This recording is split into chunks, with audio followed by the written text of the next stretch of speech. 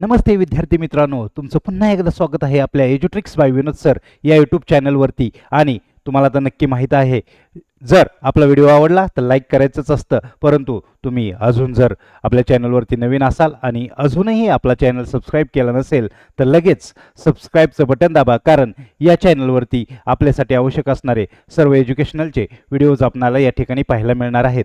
त्याचबरोबर मला तुम्हाला आज अजून एक गोष्ट सांगावीशी वाटते की आपल्या या चॅनलवरती कशा स्वरूपाचे व्हिडिओ कधी आणि कोणत्या वेळेला अपलोड होतील, तर मी तुम्हाला थोडक्यात त्याचं वेळापत्रक सांगण्याचा प्रयत्न करतो. या आपल्या एज्युट्रिक्स बाय विनोद सर या चॅनलवरती रोज सायंकाळी 7 वाजता व्हिडिओ अपलोड होतील. त्याचं कारण असं की दिवसभर मुलं शाळेत असतात, तसेच त्यांचे पालक देखील कामावरती असतात आणि मुलांना आपल्या आवडीचा कंटेंट किंवा आपल्याला आलेल्या अडचणी पाहावयास मिळाव्यात म्हणून संध्याकाळी 7ची वेळ आपण व्हिडिओ अपलोडिंगसाठी ठेवलेली आहे. तर याचे वेळापत्रक क्लास वाईज इयत्ता 9वी म्हणजे क्लास 9चं दर सोमवारी मॅथ 1चे व्हिडिओज येतील, दर मंगळवारी मॅथ 2चे व्हिडिओज येतील आणि इयत्ता 9वीसाठीच दर रविवारी 7 वाजताच Q&A सेशन असेल. हा लाईव्ह होईल यूट्यूबवरतीच, ज्याच्यामध्ये विद्यार्थी आपले क्वेश्चन्स विचारतील आणि मी त्यांच्या क्वेश्चनची ॲन्सर देईल. तसेच इयत्ता 10वीसाठी देखील आपण शेड्यूल केलेला आहे. इयत्ता 10वीसाठी दर गुरुवारी मॅथ 1चा व्हिडिओ येईल, दर शुक्रवारी मॅथ 2चा व्हिडिओ येईल आणि दर शनिवारी 7 वाजता आपण लाईव्ह असणार आहोत Q&A साठी, क्वेश्चन आणि ॲन्सरसाठी. या सेशनमध्ये विद्यार्थ्यांनी भाग घेण्यासाठी अगोदर आपले क्वेश्चन्स जर तुम्ही कमेंटमध्ये मला राईट केले तर मी नक्कीच ते प्रश्न आपल्या Q&A मध्ये घेईल. तसेच लाईव्हमध्ये देखील आपण क्वेश्चन विचारले तरी त्याचे उत्तर देण्याचा मी प्रयत्न करेल. पटकन जे 9वी आणि 10वीचे विद्यार्थी आहेत त्यांनी हे वेळापत्रकाची स्क्रीनशॉट मारून घ्या अथवा नोट करून घ्या, जेणेकरून तुम्हाला वारंवार याच्याकडे लक्ष द्यायची गरज नाही. तुम्हाला तर माहीतच आहे, या यूट्यूब चॅनलवरती आपण इंग्लिश कंटेंट जरी असला तरी तो मराठीमधून एक्सप्लेन करण्याचा प्रयत्न करणार आहोत. त्याचं मेन कारण असं आहे की जे आपले इंग्लिश मिडियमचे विद्यार्थी असतील, सेमीचे विद्यार्थी असतील अथवा मराठी मिडियमचे विद्यार्थी असतील, या तीनही माध्यमांच्या विद्यार्थ्यांना आपल्या या चॅनलचा फायदा व्हावा हा माझा हेतू आहे. आणि सर्वात महत्त्वाची गोष्ट, महाराष्ट्रामध्ये आपली मातृभाषा मराठी असल्याकारणाने कोणतीही लँग्वेज शिकायची झाली तरी सर्वप्रथम आपल्याला त्याचं मराठीतून ट्रान्सलेशन जर समजलं तर आपल्याला ती भाषा छानरित्या समजते. म्हणून या चॅनलवरती मी एक थोडासा वेगळा प्रयोग करतोय की ज्याच्यामध्ये आपण पाहणार आहात इंग्लिश मिडियमसाठी, सेमीसाठी आणि मराठी मिडियमसाठी सुद्धा हा एक आपला व्हिडिओ उपयुक्त ठरणार आहे. तुम्ही इंग्लिश मिडियमला असाल, सेमीला असाल अथवा मराठी मिडियमला असाल, SSC बोर्डमध्ये हा पहिला धडा आहे ज्याला मराठीमध्ये संच असे बोलतात. स्कूलचे टीचर देखील चांगलं शिकवतात, त्याच्यामुळे तुम्ही आत्तापर्यंत पास होत आलेलाच आहात. परंतु माझ्या यूट्यूबच्या माध्यमातून तुम्हाला थोड्याशा वेगळ्या ट्रिक्स या ठिकाणी भेटतील आणि थोडीशी टीचिंग स्टाईल माझी वेगळी असणार आहे. आपण याच्यामध्ये प्रॅक्टिस सेट वाईज थिंकिंग करणार आहोत. प्रॅक्टिस सेट वाईज म्हणजेच काय तर बघा, कितीही पुस्तक शाळेत शिकवलं तरी मुलं ज्यावेळेस सराव करायचा असतो, ज्यावेळेस प्रॅक्टिस करायचं असतं, ज्यावेळेस एक्झाम असते त्यावेळेस मात्र फक्त प्रॅक्टिस सेटचा अभ्यास करतात. म्हणून मी गेले 18 वर्ष शिकवतो, याच्यातून असे अनेक विद्यार्थी घडवलेत आणि या माझ्या अनुभवातून आणि संशोधनातून मी माझी थोडीशी टीचिंगची स्टाईल चेंज केलेली आहे. विद्यार्थ्यांना जशी आवश्यक आहे, विद्यार्थ्यांना जी स्टाईल पटते, विद्यार्थ्यांना जे आवडतं ते मी विद्यार्थ्यांना देत असतो आणि आत्ता ते यूट्यूबवरून देखील आपणाला देणार आहे. तर यामध्ये आपण पाहणार आहोत प्रॅक्टिस सेट 1.1. बाळांनो, सर्वात महत्त्वाची खास गोष्ट अशी आहे की प्रत्येक सब्जेक्टला स्टडी करण्याची स्टाईल थोडीशी वेगळी असते. तशी अल्जेब्रा म्हणजेच मॅथ्स 1ची स्टाईल आहे. प्रॅक्टिस सेट वाईज जर तुमचा स्टडी असेल तर तुम्हाला चांगले गुण मिळतात. म्हणून आपण या ठिकाणी देखील प्रॅक्टिस सेट वाईजच टीचिंग करणार आहोत. आता प्रॅक्टिस सेट वाईज टीचिंग करायचं म्हटलं, परंतु धडा जर सुरुवात होत असेल तर सर्वप्रथम आपल्याला त्या धड्याची ओळख करून घेणं महत्त्वाचं असतं. इंट्रोडक्शन त्याचं महत्त्वाचं असतं.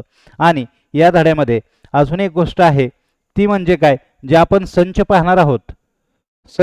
या संच लिहिण्याच्या पद्धती या ठिकाणी पाहायच्या आहेत आपल्याला, म्हणजे रायटिंग मेथड्स पाहायचे आहेत. या ठिकाणी मी थोडक्यात कंटेंट लिहिलेला आहे जेणेकरून विद्यार्थ्यांना लगेच क्लिक व्हावं की आजच्या व्हिडिओमध्ये आपण काय पाहणार आहोत.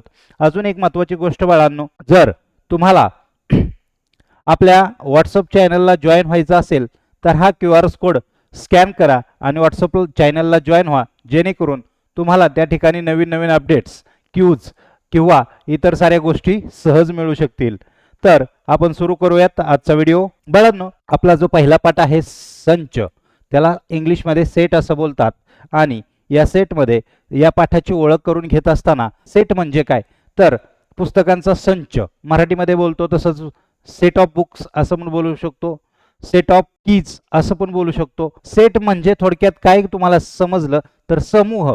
सेट म्हणजे काय तर थोडक्यात समूह किंवा ग्रुप असतो. हे थोडक्यात लक्षात ठेवा. जास्त डीपमध्ये जाण्याची गरज नाही आहे, कारण मॅथ्समध्ये डिफाईन आता विचारल्या जात नाही आहेत. कॉन्सेप्ट क्लिअर होणं खूप महत्त्वाचं आहे. नेम ऑफ द सेट म्हणजेच काय तर सेटचं नाव हे इंग्रजी कॅपिटल अक्षरमध्ये लिहिलं जातं. म्हणजे काय तर ABCD, जे आपण कॅपिटल ABCD काढतो त्याच्यानुसार सेटचं नाव लिहिलं जातं. आणि एलिमेंट्स ऑफ सेट म्हणजे काय तर सेटमधील जे घटक असतात ते स्मॉल लेटरने लिहिले जातात. आता हे सेमीवाल्यांच्या अथवा इंग्लिश मिडियमच्या लक्षात आलं असेल, परंतु मराठी मिडियमला मी सांगण्याचा प्रयत्न करतो. जे संचाचं नाव असतं, संचाचे नाव हे इंग्रजीमधील कॅपिटल अक्षराने लिहितात आणि संचामधील जे घटक असतात, आतील घटक, ते स्मॉल लेटरने लिहितात, म्हणजे छोट्या ABCD नुसार लिहित असतात. ओके, हे तुमच्या लक्षात आलं असेल. तर अजून मी तुम्हाला सांगण्याचा प्रयत्न करतो सेट कसा लिहिला जातो. एक उदाहरण आपण या ठिकाणी घेऊयात. Set M is the set of letters in word good. Good या वर्ड्स मधील लेटरचा संच बनवायचा आहे. तर तो कसा लिहिला जातो हे मी तुम्हाला सांगतो. बघा, सेटचं नाव काय आहे M, मग तो आपण M कसा लिहिला जातो. संचचे नाव नेहमी कॅपिटल लेटरमध्ये लिहिलं जातं, हे तुम्हाला माहित आहे. त्याच्या पुढे इज इक्वल टू साइन करायचं आणि त्याच्या समोर महिरूपी कंस काढायचा असतो, ज्याला आपण कर्ली ब्रॅकेट बोलतो. परंतु कर्ली ब्रॅकेट काढत असताना बाळांनो, कर्ली ब्रॅकेटसाठी खूप मोठा सराव व्हावा लागतो, तरच आपण कर्ली ब्रॅकेट ड्रॉ करू शकतो. परंतु मी तुम्हाला या ठिकाणी कर्ली ब्रॅकेट काढण्याची सुद्धा ट्रिक्स देत आहे. बघा काय करायचं, या ठिकाणी असं काढा, या ठिकाणी असं काढा, पुन्हा असं जोडा. तुमचा कर्ली ब्रॅकेट छान दिसेल, चुकणार नाही. सराव तुम्ही कराल अशी आशा करतो. आपलं संचाचं नाव कॅपिटल लेटरमध्ये लिहून झालं, कर्ली ब्रॅकेट काढून झालं आणि आता आपल्याला लिहायचे आहेत गुड या शब्दातील अक्षरे. तर गुड या शब्दामध्ये GOOD असं आहे, परंतु आपल्याला लिहिताना स्मॉल लेटरमध्ये लिहायचं आहे. आणि अजून एक गोष्ट लक्षात ठेवा, जरी ओ 2 वेळा आला असेल तरी आपल्याला फक्त एकदाच लिहायचं आहे. एवढी काळजी नक्की करायची. जरी अक्षरामध्ये एखादं लेटर डबल असेल तरी आन्सरमध्ये लिहिताना ते लेटर 1 टाइम एकदाच लिहायचं आहे. आता तुमच्या लक्षात आलं सेट M हा कसा लिहिला जातो. आता अजून एक गोष्ट याच्यामध्ये महत्त्वाची आहे, ती गोष्ट मी तुम्हाला सांगतो. मला सांगा D हा सेट M मध्ये आहे का. मग हे कसं लिहिलं जातं साइन मध्ये तर D is belong to in set M असं लिहिलं जातं. आणि मला सांगा याच्यामध्ये T आहे का तर T हा सेट M मध्ये नाहीये, तर ते कसं लिहिलं जातं T is not belong to in set M. आता लक्ष द्यायचंय बाळांनो, या चिन्हाला काय म्हणतात हे खूप महत्त्वाचं आहे. याला बिलॉंग टू म्हणतात इंग्लिशमध्ये, मराठीमध्ये म्हणतात चा घटक असणे. आणि या चिन्हाला बोलतात नॉट बिलॉंग टू, म्हणजे चा घटक नसणे. आता नीट पुन्हा एकदा समजून घेऊयात आपण. हीच कॉन्सेप्ट पुन्हा एकदा मी सांगण्याचा तुम्हाला प्रयत्न करतो. ओके, आता मी या ठिकाणी बघा 2 मीनिंग्स लिहिलेत सिम्बॉलचे. ओके, पहिला आहे बिलॉंग टू, त्याचा मराठी अर्थ आहे चा घटक असणे. या ठिकाणी जर तुम्ही बघितलं तर M या सेटमध्ये D हा आहे, परंतु हे राईट कसं करायचं तर D is belong to in set M, म्हणजे D हा संच M मध्ये आहे. आणि या M सेटमध्ये M संचामध्ये T नाहीये, तर कसं लिहिलं जातं T is not belong to in set M. तुमच्या लक्षात आलं असेल या चिन्हांचा वापर कसा करायचा आणि या चिन्हांचा अर्थ काय. तर पटकन आपण नोट डाऊन करून घेतलं तरी चालेल किंवा स्क्रीनशॉट मारा, तुमच्या लक्षात येईल. चला आपण थोडंसं पुढं जाऊयात. आता बघा बाळांनो, मी तुम्हाला सांगितलं माझी थोडीशी टीचिंग मेथड्स वेगळी आहे. त्याचं रिझनही तुम्हाला या ठिकाणी मी क्लिअर करतो की मी बोललो होतो आपण प्रॅक्टिस सेट वाईज शिकणार आहोत, परंतु पहिला धडा असल्यामुळे त्याचं थोडक्यात आपण इंट्रोडक्शन करणं गरजेचं होतं. सेट म्हणजे काय कळलं, सेट लिहिचा कसा ते पण कळलं, त्याचं नाव द्यायचं कसं हे पण कळलं. तर आता आपण या प्रॅक्टिस 1.1 मध्ये काय आहे ते पाहूयात. What is there in a practice set 1.1? Practice set 1.1 मध्ये आहे काय? तर बघा बाळांनो, प्रॅक्टिस 1.1 मध्ये आहेत रोस्टर फॉर्म मध्ये एक लिहा, क्वेश्चन आहे. देन सिम्बॉलिक जे आहे ते वर्ड मध्ये लिहा, हे एक आहे. जे आता आपण पाहिलं की 4/3 इज बिलॉंग टू क्यू, मराठीवाले बोलतील 4/3 हा संच क्यूचा घटक आहे आणि या ठिकाणी बोलतील -2 is not belong to set N.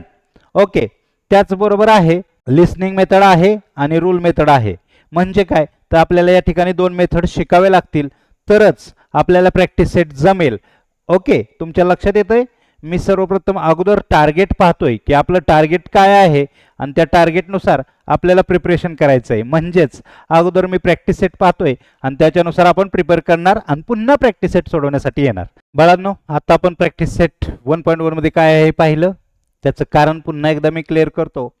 कारण मी सर्वप्रथम आपलं टार्गेट पाहिलं की मला करायचं आहे काय. मग टार्गेट एकदा सेट आहे तर ते टार्गेट अचीव करण्यासाठी कोणत्या कोणत्या स्टेप घ्याव्या लागतील, काय काय करावं लागेल हे तर लक्षात आलंय. मग आता मुद्दा राहतो त्याची तयारी कशी करायची आणि आपण त्या पद्धती किंवा त्याच्यानुसार स्टडी करणार आणि पुन्हा एकदा प्रॅक्टिस सेट सोडवण्याचा प्रयत्न करणार.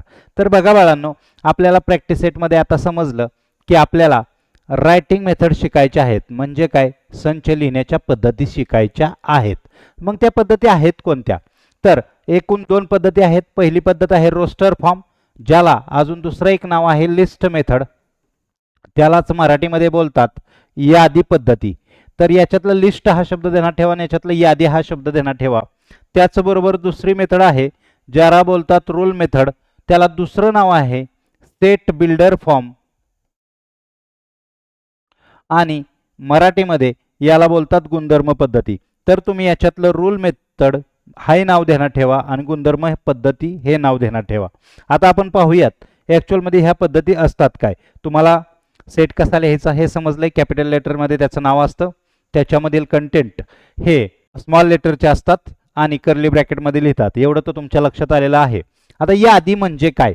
जर आपल्या घरच्यांनी तुम्हाला वस्तूंची यादी बनवायला लावली तर तुम्ही काय करता, एकाखाली एक वस्तूंची नावे लिहिता. परंतु हेच जर आडवं लिहायला लावलं तर तुम्ही काय कसे यादी बनवणार, मध्ये कॉमा टाकावं लागेल म्हणजे स्वल्पविराम टाकावं लागेल. तर या मेथडची या पद्धतीची खासियतच अशी आहे, ही पद्धत लिहित असताना स्वल्पविराम आपल्याला वापरावा लागणार आहे. ओके, तर स्वल्पविराम ही याची खासियत आहे. तुमच्या लक्षात आलं असेल की लिस्ट मेथड म्हणजेच रोस्टर फॉर्म लिहिण्यासाठी स्वल्पविराम ही महत्वाची गोष्ट आहे. आता रूल मेथडमध्ये काय आहे, रूल असणार आहे याच्यामध्ये. म्हणजे काय, काहीतरी गुणधर्म वापरावा लागणार. परंतु यासाठी सुद्धा एक खासियत गोष्ट लक्षात ठेवा. या ठिकाणी एक उभी दांडा असतो, याला सच दॅट असं बोलतात इंग्लिशमध्ये आणि मराठीमध्ये म्हणतात असा की. या साइनचा यूज करायचा असतो. बघा तुमच्या लक्षात आलं असेल, जर आपल्याला लिस्ट मेथड वापरायची असेल तर त्याच्यामध्ये स्वल्पविराम महत्त्वाचा आहे आणि रूल मेथड वापरायची असेल तर त्याच्यामध्ये हे उभा दांडा म्हणजे सच दॅट असा की हे महत्त्वाचं आहे. आता आपण एक उदाहरण पाहूयात म्हणजे जेणेकरून तुम्हाला तुमच्या लक्षात येईल. बघा या ठिकाणी मी एक एक्झाम्पल घेतो. Set A is the set of prime number. म्हणजे संच ए हा मूळ संख्यांचा संच. आता मूळ संख्या काय आहेत हे तुम्हाला माहीत असेल. ज्या संख्यांना स्वतःचा भाग जातो त्या कुठल्याच इतर पाड्यात नसतात, इतर दुसऱ्या कोणत्याच संख्येने भाग जात नाहीत, त्याला मूळ संख्या बोलतात. यांचा आपल्याला सेट लिहायचा आहे. मग आपल्या सेटचं नाव काय आहे, सेटचं नाव आहे ए. ते आपण कॅपिटलमध्ये लिहिलं आणि प्राईम नंबर्स कुठून चालू होतात हे तुम्हाला माहीत आहे, 2, 3, 5, 7 अँड सो ऑन. तर हा झाला आपला प्राईम नंबरचा सेट म्हणजे मूळ संख्यांचा सेट. आता बघा तुमच्या लक्षात येत असेल बाळांनो मी कसं लिहिण्याचा प्रयत्न केला आहे. सेटचं नाव होतं ए, ए लिहिलं. कर्ली ब्रॅकेटमध्ये कंटेंट लिहायचे होते, परंतु कंडिशन काय सांगितली होती, प्राईम नंबर हवेत म्हणजे मूळ संख्या हवेत. तर त्या मूळ संख्या लिहिताना मी काय काळजी केली, तर या ठिकाणी स्वल्पविराम टाकलेले आहेत. म्हणजे लिस्ट मेथड कशी लिहायची किंवा लिस्ट मेथडमध्ये एखादा सेट कसा लिहायचा हे तुमच्या लक्षात आलं. जर आपल्याला रूल मेथड वापरायची असेल तर रूल मेथड वापरत असताना आपल्याला काय करायचे, सच दॅट हा दांडा वापरायचा आहे. परंतु तो कसा वापरला जातो हे पण लक्ष द्या. एक उदाहरण घेतो म्हणजे तुमच्या लक्षात येईल. मी गुणधर्म पद्धती वापरण्यासाठी या ठिकाणी एक एक्झाम्पल घेतलेला आहे. सेट बी, सेटचं नाव आहे बी इन कर्ली ब्रॅकेट. बघा माझा पण कर्ली ब्रॅकेट चुकतो, परंतु आपण सांगितलेली स्टाईल जर तुम्ही फॉलो केली तर कर्ली ब्रॅकेट छान येईल. बघा मी पण तुमच्यासारखं काढायचा पुन्हा एकदा प्रयत्न करतो. Set B is the set of prime number. इथं पण प्राईम नंबर पाहिजेत बाळांनो, म्हणजे मूळ संख्या पाहिजेत, परंतु लेस दॅन कशा, 20 पेक्षा कमी प्राईम नंबर्स पाहिजेत. परंतु आता 20 पेक्षा कमी प्राईम नंबर्स तुम्ही यादी बनवू शकता, तुम्हाला यादी लगेच बनवता येईल. परंतु आपल्याला इथं रूल मेथड लिहायची आणि रूल मेथडमध्ये काय वापरायचं असतं हे तुम्हाला माहिती आहे, तर दांडा. तर ते लिहायचं कसं, x such that x, x असा की प्राईम नंबर्स लिहायचे आपल्याला. कसे लिहायचे, is equal to 2 3 5 7 11 13 17 and 19 curly bracket complete. असं लिहिलं तरी चालतं. अजून याला दुसऱ्या पद्धतीने लिहिता येतं, परंतु तत्पूर्वी मी समजण्यासाठी मला या ठिकाणी फक्त तुम्हाला इंडिकेट करायचं आहे की सेट बिल्डर फॉर्ममध्ये सच दॅट हे साइन वापरतात आणि याच्यामध्ये स्वल्पविराम वापरतात. आपण एक्झाम्पल सोडवताना अजून विविध पद्धतीने थोडेसे एक्स्ट्रा ट्रिक्स वापरून कसं रूल मेथडने एक्झाम्पल राईट केलं जातं हे सांगण्याचा प्रयत्न करू. बाळांनो, तुम्हाला एक एक्झाम्पल दिलं असेल, त्या एक्झाम्पलमधून तुम्हाला एकतर रोस्टर पद्धतीने लिहा म्हणजेच लिस्ट पद्धतीने लिहा असं म्हणतील, किंवा रूल मेथड पद्धतीने लिहा म्हणजेच गुणधर्म पद्धतीने लिहा असं म्हणतील. तर तुम्हाला रायटिंग मेथड्स लक्षात आले असतील. एवढ्या दोनच गोष्टी लक्षात ठेवा की लिस्टमध्ये लिस्ट करायची आणि स्वल्पविराम द्यायचा असतो, आणि गुणधर्म पद्धतीमध्ये दांडा उभा वापरायचा असतो, त्याला सच दॅट आणि मराठीमध्ये असंख्य असं बोलतात. तर आपला प्रॅक्टिस सेट आता सुरू झाला. आपण पुन्हा एकदा आपल्या प्रॅक्टिस सेटकडे आलो आहोत. प्रॅक्टिस सेट 1.1 म्हणजे आपला सराव संच 1 आहे. याच्यामधील जो आपला पहिला क्वेश्चन आहे तो आहे, write the following sets into roster form. पुढील संच यादी पद्धतीने लिहा म्हणजेच लिस्ट मेथडने लिहायचे आहेत. म्हणजे काय, तर आपल्याला त्याची यादी बनवायची आहे. आता सर्वात महत्त्वाचं बाळांनो, या ठिकाणी पहिलं एक्झाम्पल आहे set of even natural numbers. समनैसर्गिक संख्या लिहायच्या आहेत आपल्याला, परंतु आपल्याला या ठिकाणी सेटचं नाव दिलेलं नाहीये. तर अशा वेळी काय करायचं तुम्ही, तर तुम्ही नाव स्वतः लिहिलं तरी चालतं. मी या ठिकाणी लिहितो A is equal to in curly bracket, answer काय लिहायचंय, इव्हन नॅचरल नंबर, सम नैसर्गिक संख्या आल्या पाहिजेत. आता मराठी मीडियमच्या मुलांना थोडंसं वाटत असेल की या ठिकाणी फक्त इंग्लिशच क्वेश्चन आहेत. तर बाळांनो, तुम्ही 10वी झाल्यानंतर 11वीला ज्यावेळेस सायन्सला जाण्याचा विचार कराल त्यावेळेस तुम्हाला माझी नक्कीच आठवण येईल, कारण थोडेसे इंग्लिश शब्द तुमच्या कानावरती पडतील आणि हळूहळू तुम्हाला पण इंग्लिश जमायला मदत होईल. सेमीच्या आणि इंग्लिशच्या मुलांना जास्त अडचण येणार नाही, परंतु मराठीच्या मुलांनी थोडंसं समजून घ्या.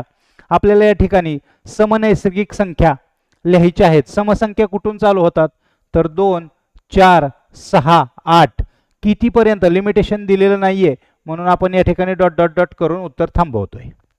लक्षात आलं तुम्हाला की संच हा यादी पद्धतीने लिहायचा आहे, लिस्ट बनवायची आहे, आपण बनवतो आहे. दुसरं उत्तर, set of even prime numbers. बघा आता बाळांनो, set of even prime number from 1 to 50.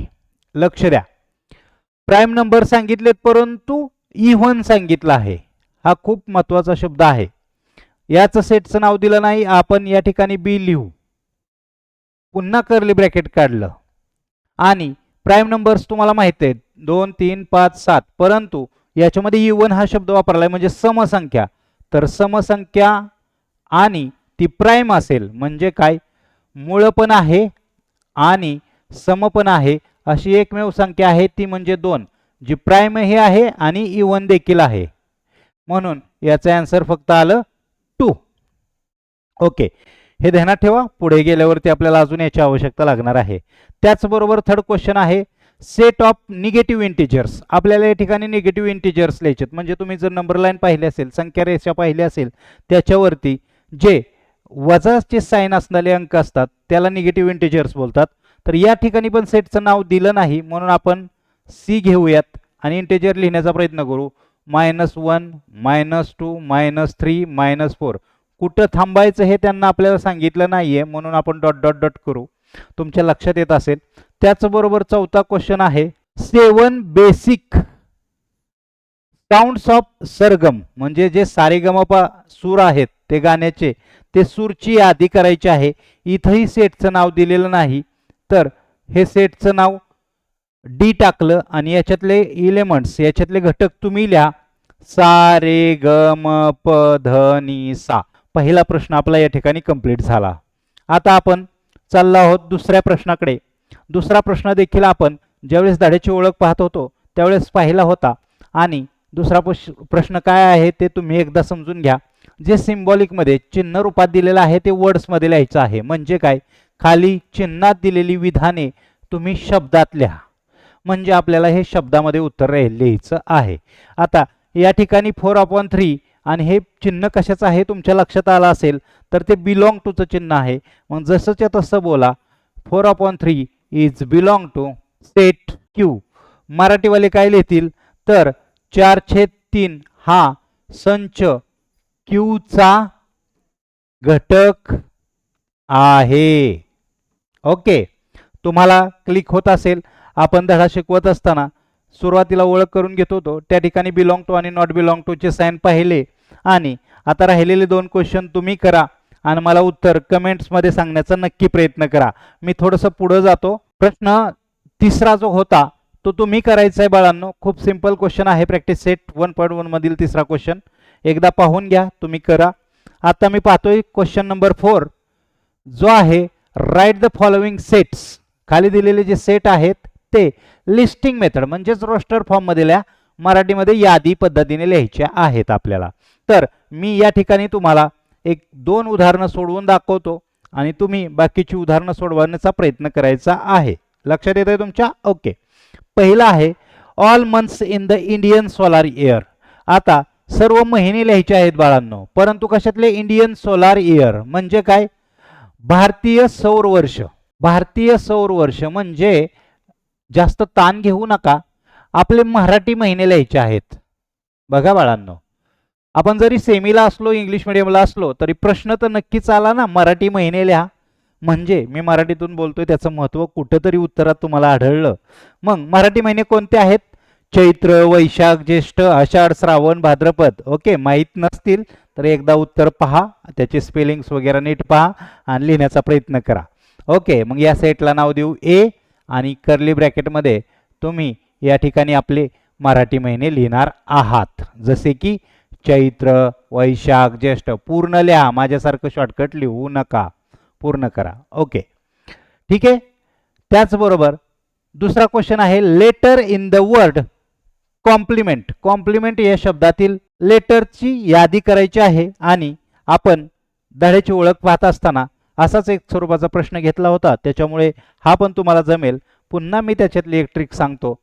जरी वर्डमध्ये एखादं लेटर डबल आलं तरी आन्सरमध्ये ते लेटर डबल लिहायचं नाही, एवढी काळजी नक्कीच करा.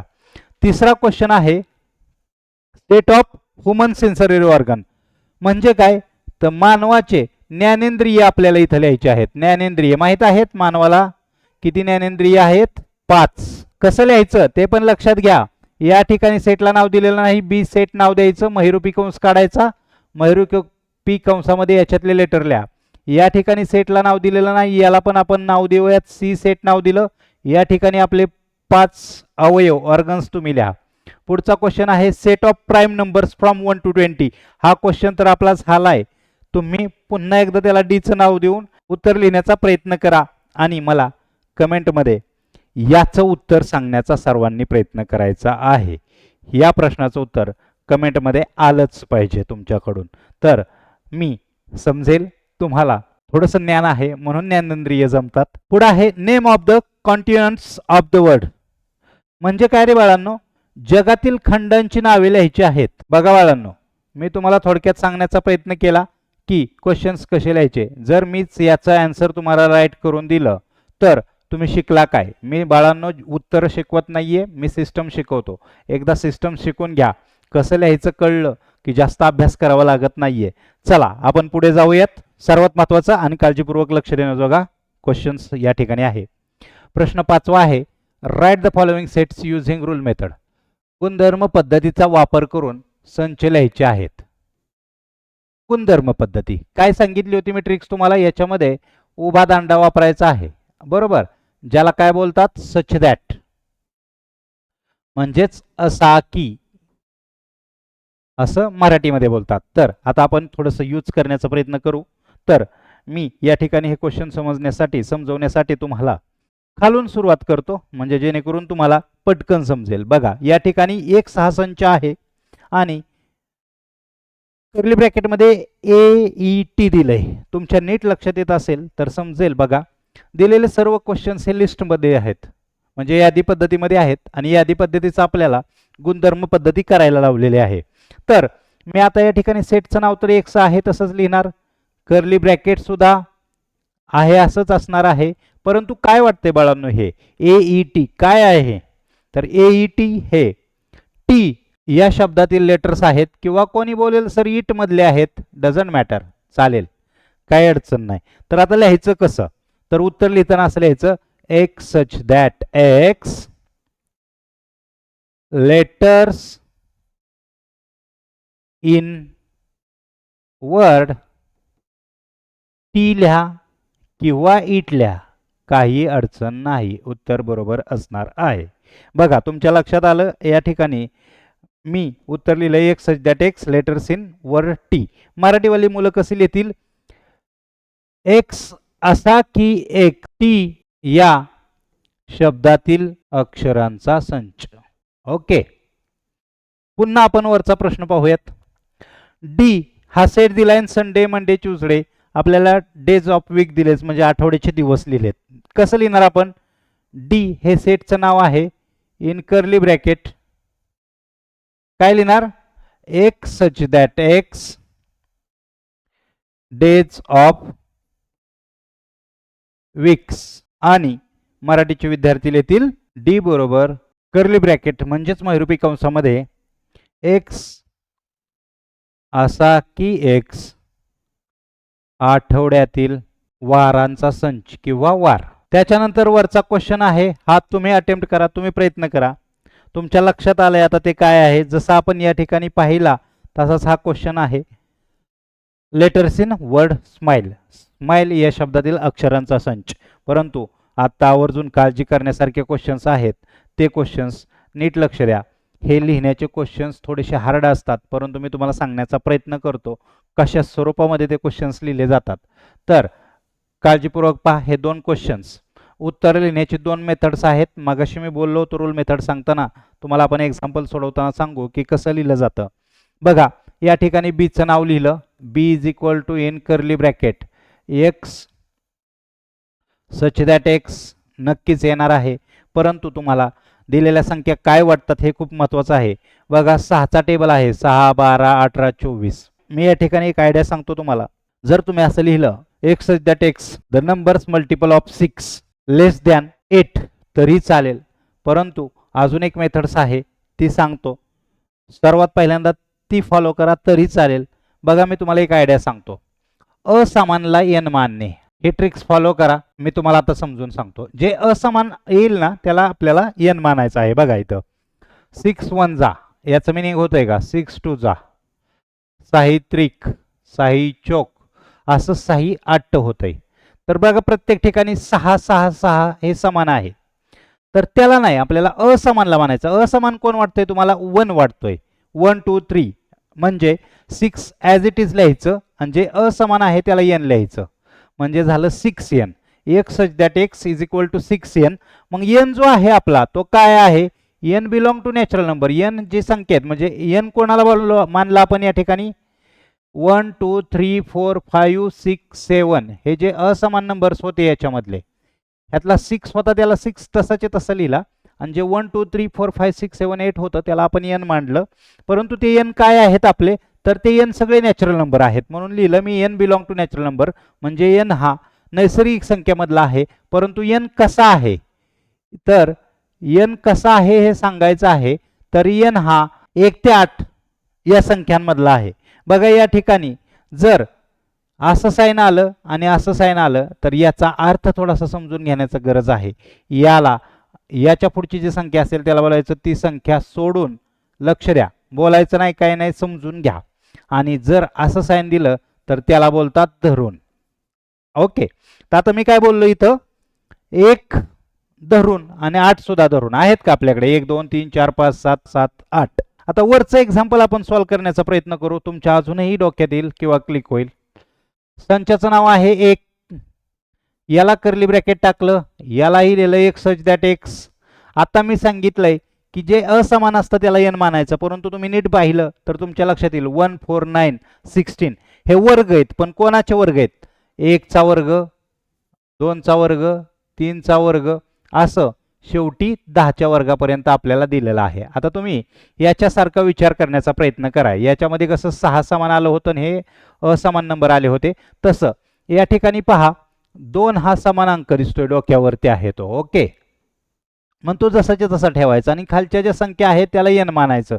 म्हणजे काय झालं आपलं इथं, n चा स्क्वेअर. डन. असमानला n मानायचा आणि जे समान नंबर दिसतोय तो ॲज इट इज लिहायचा. मग n वर्ग भेटला. पण n बिलॉंग टू, n कसे आहेत? n हे सुद्धा नॅचरल नंबर आहेत ना, 1 2 3 4 5 6 7 8 9 10. Okay, done. आता याच्या पुढचं कसं लिहायचं? तर या ठिकाणी 1 धरून बोलू आपण, नॅचरल नंबर आहेत. परंतु या ठिकाणी आता बघा, मी तुम्हाला एक गंमत सांगतो. मी या ठिकाणी 11 लिहिले, परंतु आपल्याला इथं 10चं आहे. मी काय सांगितलं, जर खाली बार नाही आला तर त्याला सोडून बोलायचं. म्हणजे 11 सोडून, 11 सोडल्यावरती किती धरावं लागतील? 10. तर तुम्हाला या पण साइनचा अर्थ समजला असेल. काही गोष्टी तुम्हाला या ठिकाणी नव्या पाहायला मिळाल्या असतील आणि क्वेश्चन्सचे आन्सर सुद्धा तुम्हाला छान रीतीने समजले असतील अशी मी आशा करतो. आता जे मी तुम्हाला ज्ञान दिलं ते नक्कीच तुमच्यासाठी उपयुक्त ठरेल अशी मला आशा आहे आणि तुमचे मार्क्स देखील वाढतील. परंतु अजून काही गोष्टी तुम्हाला असं सांगावेसे वाटतात. आपल्या या 9वीचा कोर्स तुम्हाला पूर्णपणे घ्यायचा असेल तर तुम्ही आपल्या वेबसाईटवरून तो कोर्स खरेदी करू शकता. आणि हा कोर्स खरेदी केल्यानंतर तुम्हाला एक्स्ट्राचं नॉलेज माझ्याकडून काय भेटणार आहे, तर माझ्याकडून तुम्हाला पर्सनल गायडन्स मिळेल, त्याचबरोबर व्हॉट्सअपवरती तुम्हाला सपोर्ट मिळेल, तसेच फ्री काउन्सिलिंग देखील मिळेल.